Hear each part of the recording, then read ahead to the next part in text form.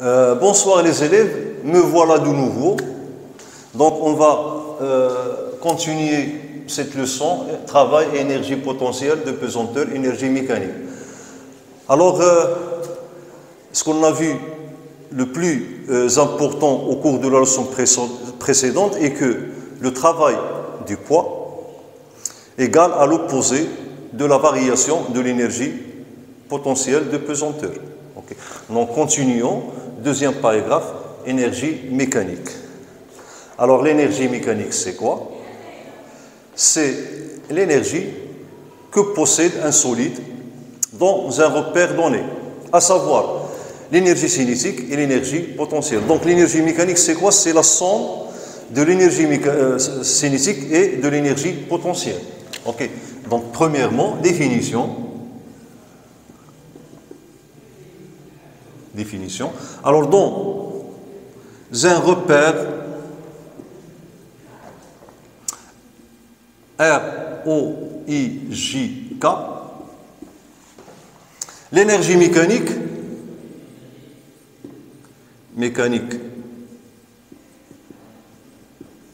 d'un solide S, donc de masse M, et on la note par EM, énergie mécanique, égale à l'énergie cinétique plus l'énergie potentielle de pesanteur. Voilà, ok. Alors, l'énergie mécanique d'un solide S de masse M est énergie mécanique égale à l'énergie cinétique plus énergie potentielle. Ok. Donc, on peut écrire pour cas de translation. Ok, cas de translation. Exemple. Ou bien dans le cas de translation. Alors, EM sera égal à l'énergie mécanique qui est 1 demi mVg au carré. Ok. Ou bien V au carré parce que lorsqu'un solide est en translation, tous ces points ont la même, ou bien ont le même vecteur vitesse, plus énergie potentielle. Donc c'est mgz plus une constante c. Alors je rappelle que c est lié à l'état de référence. Alors comme on avait dit pour l'énergie potentielle de pesanteur qu'elle est définie une constante près, même chose pour l'énergie mécanique. Donc l'énergie mécanique, elle aussi est définie à une constante près. Donc, ce n'est pas une grandeur physique mesurable, ça veut dire qu'elle n'a pas de signification physique. Et on va voir, nous, on ne s'intéresse pas exactement à l'énergie mécanique, mais à la variation de l'énergie mécanique. Alors, c'est ce qu'on va voir. On va commencer par la conservation de l'énergie mécanique et puis la non-conservation de l'énergie mécanique. Ça veut dire qu'on va découvrir en quelque sorte quelques forces qui font varier l'énergie mécanique et les forces qui ne varient plus l'énergie mécanique lorsqu'il travaille. Donc ça veut dire que la force varie l'énergie mécanique ou il ne fait pas varier l'énergie mécanique lorsqu'il travaille, ça veut dire son travail. Ok? Donc on va commencer par donc petit 2, conservation de l'énergie mécanique. Voilà. Alors je vais vous présenter deux cas. Premier cas, chute libre d'un solide de masse M. Alors, chute libre, c'est quoi? C'est la définition de chute libre. C'est un corps, lorsqu'un corps n'est soumis qu'à son poids, alors il est en chute libre. Ça veut dire la seule force qui s'exerce sur ce corps, c'est son poids. Dans ce cas, on dit que ce mouvement est un mouvement de chute libre. Ok? Donc, supposons que le solide part du point A. Alors le chute libre, que ce soit chute verticale, ok, ou bien parabolique. Ça veut dire, si je lance un caillou par exemple, donc si on néglige les frottements de l'air, on peut considérer que ce caillou, lorsqu'il se trouve dans l'air à lui seul, il est en chute libre. Donc la trajectoire qu'il va décrire, c'est une trajectoire parabolique. Donc chute libre, il y a chute libre verticale et chute libre parabolique. Alors peu importe la nature de ce chute libre, okay, on va trouver les mêmes résultats. Alors donc considérons qu'un solide A, un solide S, ok, donc part, ou bien son centre de gravité G part du point A, ou bien se déplace du point A vers, selon une chute parabolique par exemple, vers le point B, ok, G, ici S, dans le champ de pesanteur G, ok. Et donc on va considérer l'axe des Z, parce que pourquoi on va considérer uniquement l'axe des Z? Parce que puisqu'il est soumis uniquement à son poids, ok, alors le poids dépend uniquement des côtes, voilà O et voilà K. Et le travail du poids dépend uniquement du côté de la position finale et de la position initiale de son centre de gravité. Okay.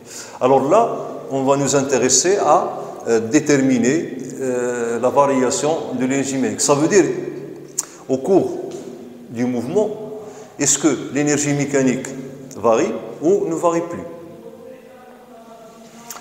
Bon, alors donc, déterminons quoi? Delta EM. Alors delta EM, ça veut dire la variation de l'énergie mécanique, c'est l'énergie mécanique finale EMA moins l'énergie mécanique initiale EMB.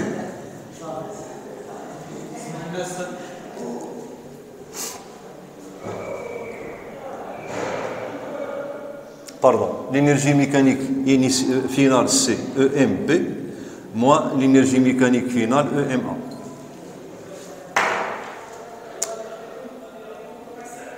Ok? Donc commençons par exprimer EMA. Alors EMA égale à l'énergie cinétique au point A plus l'énergie potentielle au point A. Peu importe si ECA égale à 0 ou non, okay, le corps est en mouvement, nous on s'intéresse à la variation d'énergie entre ces deux positions. Donc on ne sait pas si le solide initialement était en A au repos, puis on le libère, ou bien il vient d'une autre position, puis passons par A et arrivons à B. Alors même à B, on ne sait pas si l'énergie cinétique est nulle ou non. Et EMB, donc l'énergie mécanique au point B, à la position B, même chose, ECB moins EPA. Faisons la différence. Donc je vais remplacer EMB par son expression et EMA par son expression. Et j'obtiens donc égal EMB c'est ECB plus EPB. Ok, alors là CB c'est pas A. Moins ECA moins EPA. Je vais regrouper les énergies cinétiques. Alors delta EM donc égal à ECB moins ECA plus EPB moins EPA. Et on obtient ici la variation de l'énergie cinétique, delta EC, et ici la variation de l'énergie potentielle, delta EP. Alors pour delta EC, on va appliquer le théorème de l'énergie cinétique. Okay. Donc S n'est soumis qu'à une seule force, c'est son poids. Parce qu'il est en chute libre. Donc, d'après théorème de l'énergie cinétique, on a delta EC égale à sigma des travaux des forces, donc, et puisqu'il ne soumis qu'à son poids P, donc égal à travail de P de A vers B. D'autre part, alors la propriété de l'énergie potentielle est que sa variation égale à l'opposé du travail de poids. Ça veut dire que le travail de poids égale à moins delta EP. Ce qu'on vient montrer, ou bien ce qu'on a montré lors de la dernière partie, la première partie de cette leçon. Donc ici, je vais remplacer là, voilà, delta EC, donc ainsi, delta EN égale delta EC, donc c'est travail de poids de A vers B, plus delta EP, et delta EP égale à moins de travail de poids. Ok, donc je peux mettre ce signe ici. Ok, donc moins de travail de poids. Et je trouve finalement 0. Ok, ça veut dire quoi? Ça veut dire que l'énergie mécanique ne varie plus dans le temps. Ok? D'où énergie mécanique en A égale à énergie mécanique en B.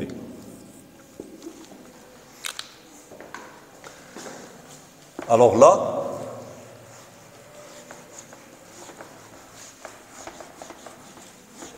on en déduit que si un solide n'est soumis qu'à son poids, son énergie mécanique reste constante. Ok? Donc, conclusion. Un solide qui n'est soumis qu'à son poids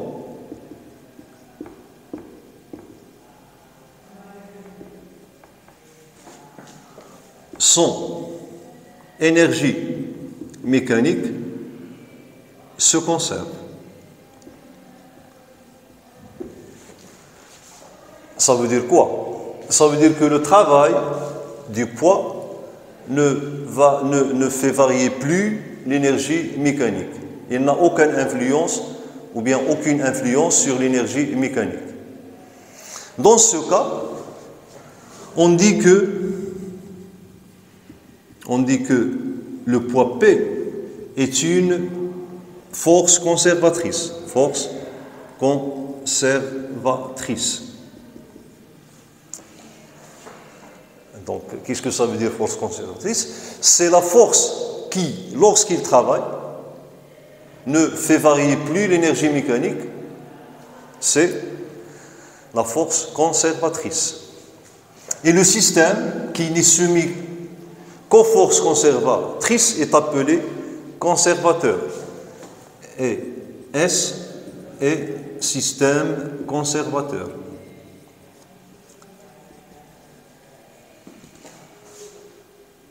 Donc, une force est conservatrice. La définition d'une force conservatrice, c'est une force qui, lorsqu'il travaille, ne fait plus varier l'énergie mécanique. Donc là, c'est l'occasion pour comprendre la nature de l'énergie, du travail. Est-ce que le travail est une énergie ou non? Bon, voilà, je vais prendre cette brosse. Lorsque je lance cette brosse vers le haut. Ok. Donc, on voit bien que la brosse, lorsque je la lance vers le haut, sa vitesse diminue progressivement, ok, jusqu'à ce qu'il s'annule. Et puis, il change de sens et descend vers le bas. Alors moi, je vais considérer uniquement le cas lorsque la brosse se déplace vers le haut. Alors, dans ce cas, si on néglige bien sûr la résistance de l'air, ou bien les frottements dus à l'air, la brosse n'est soumise qu'à son poids. Ok? Alors là, lorsque je la lance, ça veut dire que je lui communique une vitesse initiale. Ça veut dire que je communique à la brosse une énergie cinétique. Okay. Et cette énergie cinétique, puisque lorsque la brosse monte vers le haut, sa vitesse diminue, ça veut dire que l'énergie cinétique diminue progressivement jusqu'à ce qu'elle s'annule.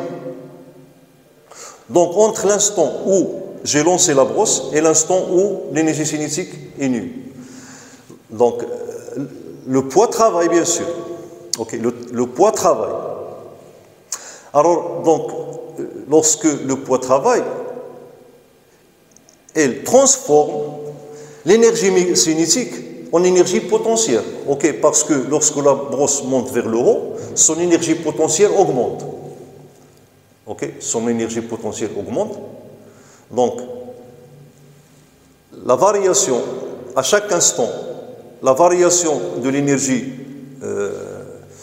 cinétique se transforme par le travail du poids en énergie potentielle. Alors, dans ce cas, le poids, c'est quoi? Ce n'est pas une énergie. Le poids, c'est une manière, ou bien c'est une procédure de transformation d'une énergie qui est cinétique à une autre forme d'énergie qui est l'énergie mécanique. Okay. Donc le travail n'est plus une énergie, mais c'est une transformation de l'énergie d'une forme à une autre forme d'énergie. Et vice-versa. Alors dès que la vitesse de la brosse s'annule, la brosse commence à descendre. Okay? Et on voit que sa vitesse augmente progressivement. Ça veut dire que son énergie cinétique augmente progressivement. Okay? Et son énergie potentielle diminue. Dans ce cas, le poids fait l'opération inverse. Il transforme l'énergie potentielle de pesanteur en énergie cinétique. Okay? Intégralement. Okay? Ça veut dire la variation de l'énergie potentielle se transforme en son intégralité, ça veut dire bikamiliha, en énergie cinétique. Okay? Donc là, on a quand même compris la signification du travail ou bien la nature du travail. Alors le travail, c'est une procédure, okay? Ou bien c'est une façon, ou bien c'est une méthode de transformation d'une forme d'énergie en une autre forme d'énergie. Alors donc on va voir le deuxième cas et on va prendre le cas de glissement d'un solide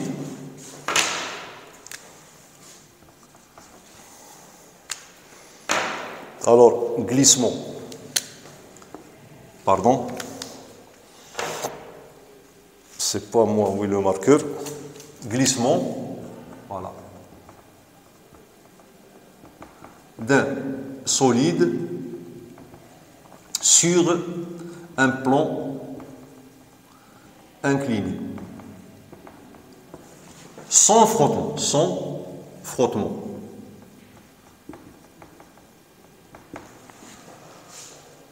Voilà donc notre plan, ok, le plan horizontal, ici on a l'angle alpha, alors là on a notre solide qui glisse, ok, donc on va étudier son mouvement entre la position A et la position B, ok, et on a ici l'axe des Z, ok, donc O, K.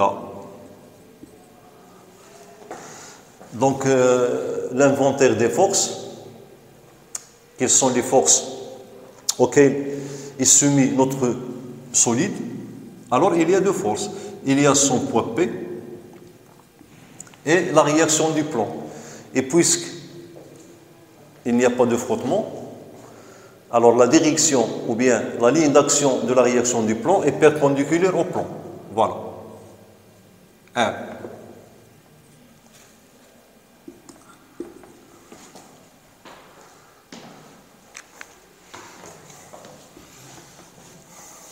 Et on va voir s'il y a dans ce cas conservation de l'énergie mécanique ou bien la non-conservation de l'énergie mécanique. Donc vous pouvez montrer est-ce que delta EM entre les positions A et B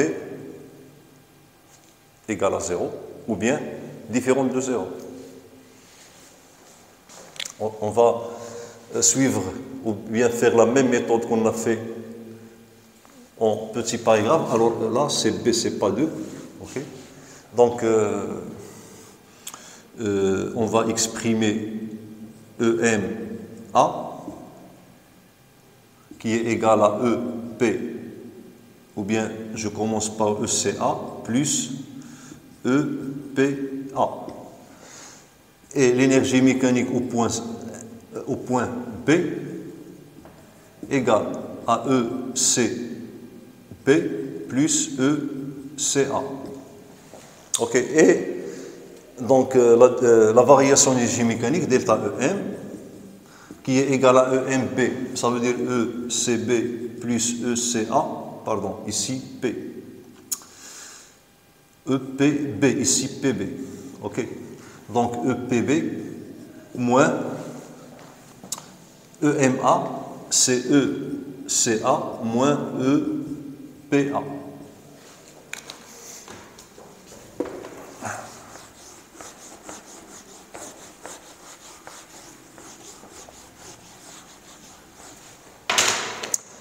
Donc voilà, donc je regroupe les énergies cinétiques. Alors là, j'ai delta EM égale à ECB moins ECA plus EPB moins EPA.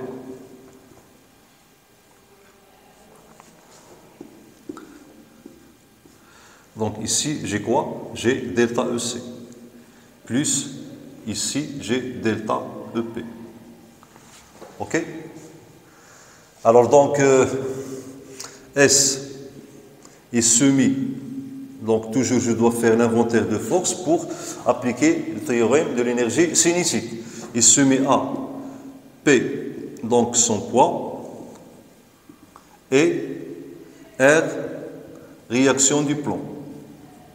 Réaction du plomb. Donc, d'après théorème de l'énergie cinétique, on a delta EC égale à sigma des travaux de toutes les forces extérieures agissant sur le système. Donc, delta EC égale à travail de P de A vers B plus travail de R de A vers B. Et le travail de P, donc c'est moins delta. Bon. Voilà, donc égal à moins delta EC, delta EP, pardon. C'est donc travail de P, c'est l'opposé de la variation de l'énergie potentielle entre la position A et la position B. Plus, alors le travail de R, alors puisqu'il n'y a pas de frottement R est perpendiculaire au plomb, donc égal à 0. Alors R ne travaille plus puisqu'il est perpendiculaire à la trajectoire. Ainsi, donc delta EM égale à delta EC, c'est moins delta EP, ok, plus delta EP, égale à 0. Voilà. Ok. Donc EM égale à constante. Ça veut dire qu'il n'y a plus de variation de l'énergie mécanique. Alors là, le système est conservateur, ok, et il est soumis à deux forces. Le poids P, donc on a déjà dit que le poids est une force conservatrice parce que son travail ne varie plus l'énergie mécanique. Et aussi la réaction du plomb. Dans ce cas, puisqu'il suffit que son frottement, on peut la considérer comme force conservatrice.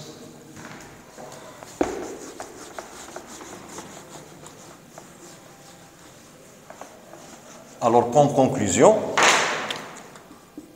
en absence de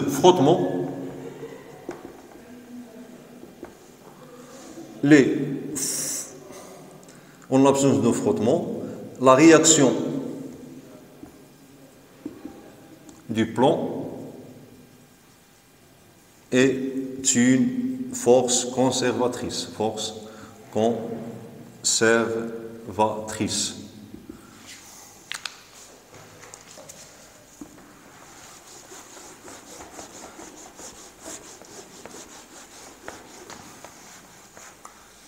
Alors ici, on a toujours, c'est le poids qui travaille, donc le poids transforme l'énergie potentielle en énergie cinétique, puisque le corps glisse vers le bas. Okay.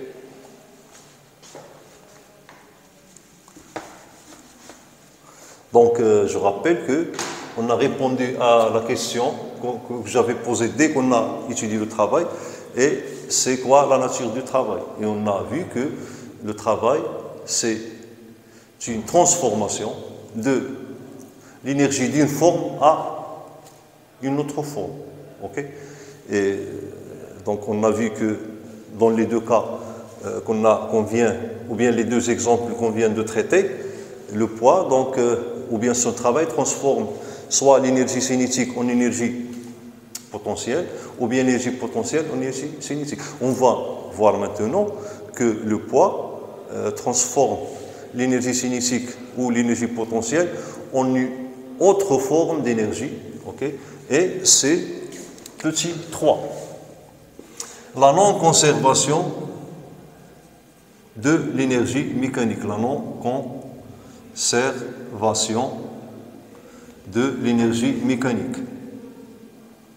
Énergie mécanique.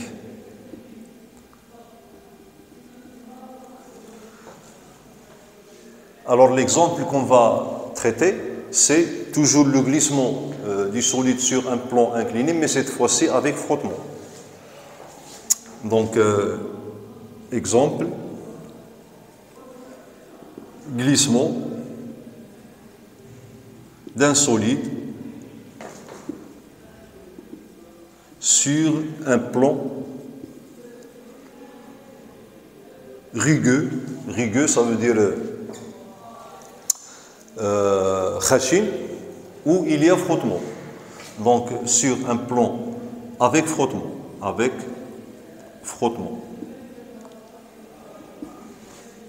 Donc, je vais tracer une petite figure. Voilà. Alors là, j'ai mon solide. Donc, je prends ici l'axe des Z. Okay. Si on a besoin de l'axe des Z, là, O, K. Et le centre de gravité. Donc, le solide, il se met à deux forces. Cette fois-ci, le poids P et la réaction du plan, dans ce cas, il n'est pas perpendiculaire au plan incliné, mais il est incliné et de telle sorte qu'il se pose au mouvement. Et puisque le solide glisse vers le bas, donc R aura, alors voilà la perpendiculaire au plan, okay. Alors comme ça, R. Et là, on a l'angle phi, c'est l'angle de frottement. Okay. Là, on a alpha.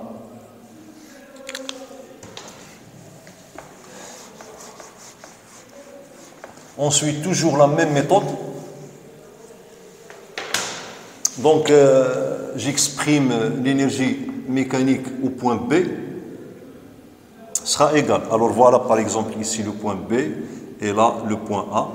Donc, égal à l'énergie cinétique au point B plus l'énergie potentielle de pesanteur au point A.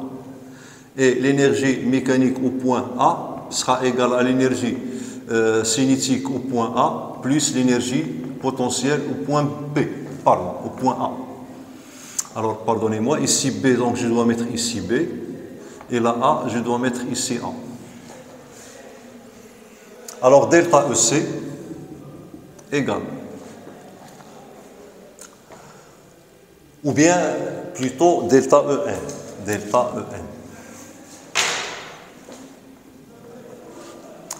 Donc, delta EM, c'est EMB moins EMA.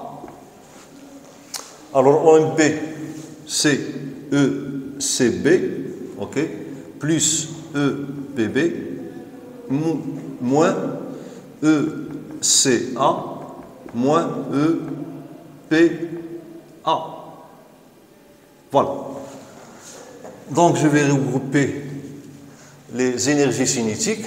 Alors là, j'ai ECB moins ECA plus EPB moins EPA. Donc là, j'ai delta EC et là, j'ai delta EP.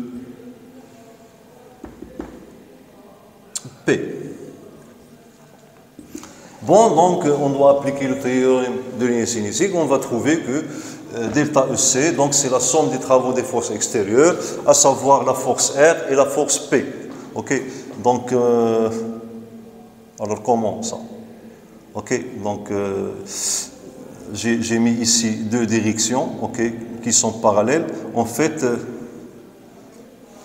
je dois incliner un petit peu R pour qu'il n'apparaît pas qu'il est parallèle à P, R. Ok. Donc delta EC égale à le travail de poids plus travail de R. Ok, plus delta EP.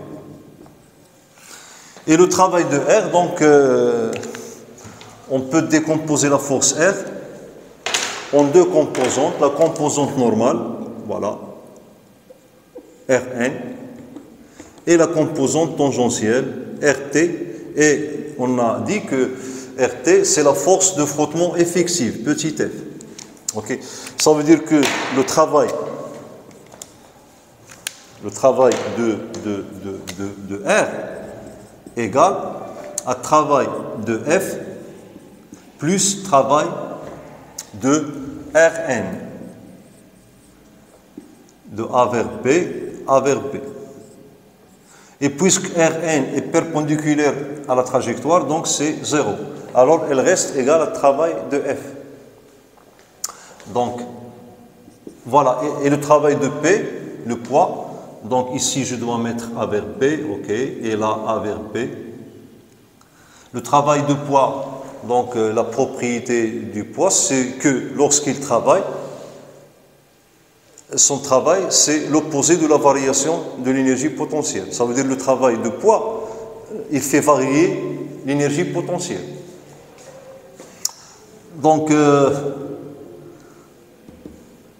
le travail de poids, donc c'est moins delta EP, et là j'ai plus delta EP, ok, plus travail de F, ok, de A vers B.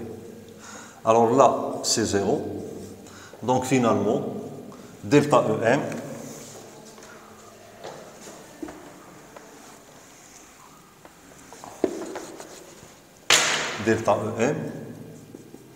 égale à travail de F.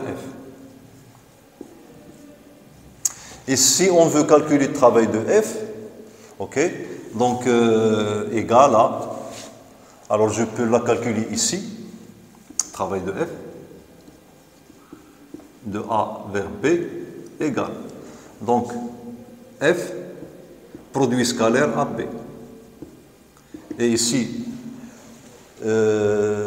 j'utilise la méthode géométrique, donc égal à F fois AB, fois quoi? Fois sinus de l'angle pi. Alors voilà le vecteur AB. Il a un sens opposé au vecteur F. Ok? Donc l'angle entre F et AB, c'est pi. Et sinus pi, c'est moins 1. Donc égal à moins FAB. Ok? Ça veut dire quoi? Ça veut dire que le travail de F, elle est négative. Et du coup, delta, la variation de EM, elle est négative. Alors qu'est-ce qu'on voit? On voit que l'énergie mécanique ne se conserve pas lorsque le corps est soumis à une force de frottement. Et en plus, son énergie mécanique se dégrade, ça veut dire diminue. Ok? L'énergie mécanique diminue. Alors là, vous voyez que lorsque la force de frottement travaille, elle fait diminuer l'énergie mécanique. Alors la question qui se pose, cette diminution de l'énergie mécanique s'est transformée en quelle forme d'énergie? Parce que, en général, il y a toujours conservation de l'énergie. Si une partie de l'énergie disparaît, en fait, elle apparaît sur une autre forme, ou bien dans une autre forme, comme le cas qu'on a vu. Donc, on a donc lorsque le poids travaille dans les deux premiers cas, donc soit il transforme l'énergie cinétique en énergie potentielle, ça veut dire lorsqu'il transforme une partie de l'énergie cinétique, ça veut dire qu'il y a disparition d'une partie de l'énergie cinétique.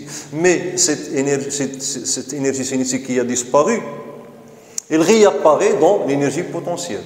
Et l'énergie totale, ça veut dire l'énergie mécanique, se conserve. Dans ce cas-là, on n'a plus la conservation de l'énergie mécanique. Ça veut dire que cette énergie, donc le travail des forces de frottement, a diminué l'énergie mécanique. Ça veut dire qu'il y a une partie de l'énergie mécanique qui disparaît. À votre avis, sous quelle forme il réapparaît cette énergie? Effectivement, cette énergie, ou bien la variation d'énergie mécanique, se transforme en énergie thermique. Ça veut dire qu'il se transforme en chaleur. Et cette chaleur se répartit entre les surfaces de contact et l'air environnant. Ok? Alors dans ce cas, l'énergie mécanique se diminue. Ok? Ça veut dire qu'il y a transformation soit de l'énergie cinétique ou bien de l'énergie potentielle en une énergie thermique. Ok? Alors donc on écrit que la variation de l'énergie mécanique, ok, égale à Q. Et Q c'est énergie thermique. Énergie thermique. Alors la conclusion, est-ce que les forces de frottement sont des forces conservatrices? Sûrement non. Puisque lorsque les forces de frottement travaillent, elles font varier l'énergie mécanique, ça veut dire qu'elles transforment l'énergie mécanique en énergie thermique. Donc, conclusion, les forces de frottement ne sont plus des forces conservatrices. Forces conservatrices.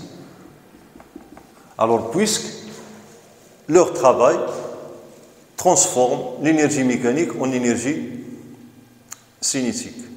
En énergie thermique. Alors, donc, conclusion générale. Le travail, c'est une transformation de l'énergie d'une forme à une autre pour le poids ou bien les forces conservatrices.